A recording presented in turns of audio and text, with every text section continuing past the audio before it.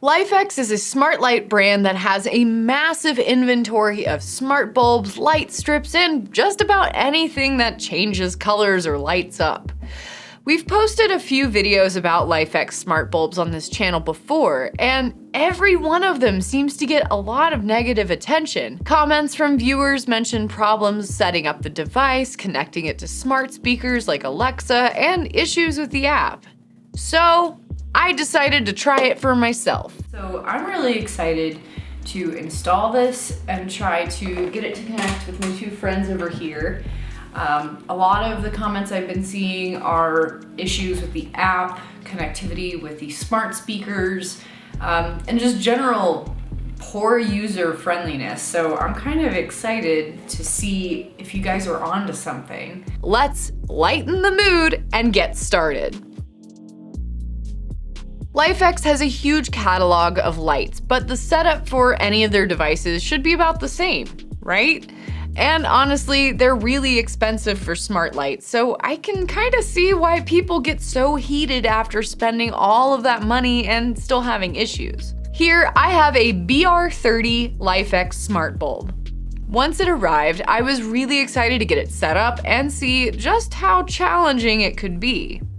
I started setting it up, and then I encountered the same problems that we saw in the comments. Right off the bat, the LIFX app was confusing, and it seems to be designed more for looks than function. But from the get-go, the setup instructions seemed to push Apple HomeKit connectivity every time I went through the steps. Even the help menu asked about it.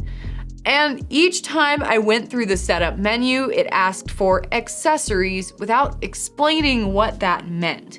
So I tried to be slick and thought of a couple workarounds. I downloaded the HomeKit app. I tried connecting LIFX to Google and Amazon speakers. I reset the light bulb, and I even reset my router. None of these worked, and I was starting to understand why so many people had so much to say about this brand and on our videos. That was until the mysterious accessory the app had been asking about was the light bulb itself. The QR code I needed wasn't on the box or on the light bulb or on the Apple HomeKit I didn't have.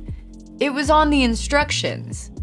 So, word to the wise, do not throw away the instructions. Within the little booklet that comes with the LIFX bulb is a HomeKit QR code, no HomeKit required.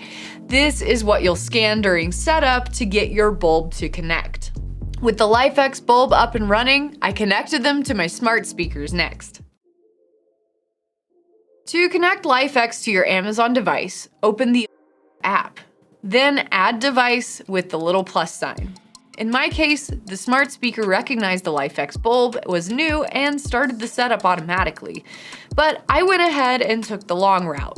I searched for LIFX in the devices, then next, and enabled my smart speaker and LIFX to connect by signing into my LIFX device.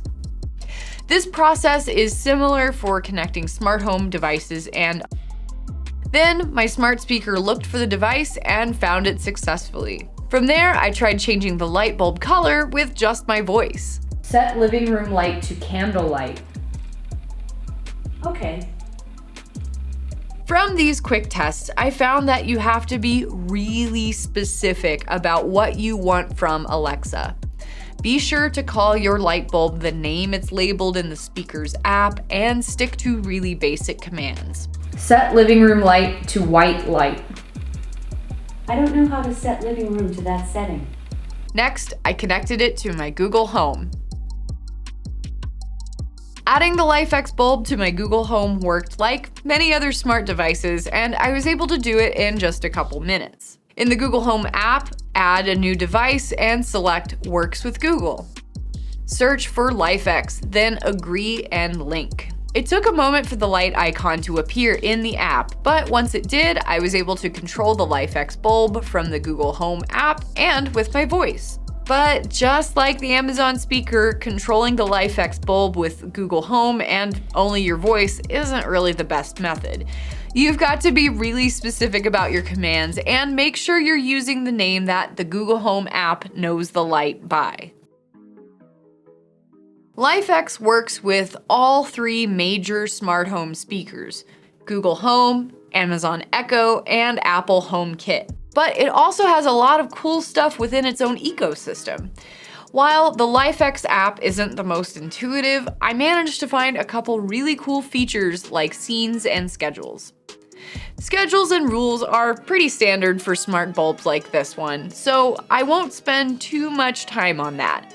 The Scenes feature is where all the wow factor's at. Within the Scenes menu, you can choose a bunch of different effects and moods to set your LifeX bulb to. A lot of these feel like they'd be really handy for parties or haunted houses or even stage lighting. Each of these scenes have custom settings that let you adjust the timing and speed of the color changes. Here are a couple of the coolest ones, in my opinion. Color cycle, pastels, random. There's also a strobe light, flicker, and a spooky setting perfect for Halloween. But my favorite has to be the visualizer that syncs color changes to music. The light bulb has a built-in microphone that listens for your tunes and changes with it. I can see this being a great secret ingredient to any successful house party. You can set your own scenes as well, but that wasn't as easy as I'd hoped it would be. We'll do a short on that in the near future to show you how it's done. After spending some time with this smart bulb, I understand why LifeX gets so much heat. I spent almost 2 hours yelling at a light bulb because the process was just so unclear in the app. After going through some extra measures to try and make it work, I found what I needed with me all along. Speaking of the app, it is not easy to use. From setting up the LifeX bulb to controlling the settings, it took a lot of practice and time to learn the layout. A lot of comments we saw were related to connecting the smart speakers to the LifeX bulb.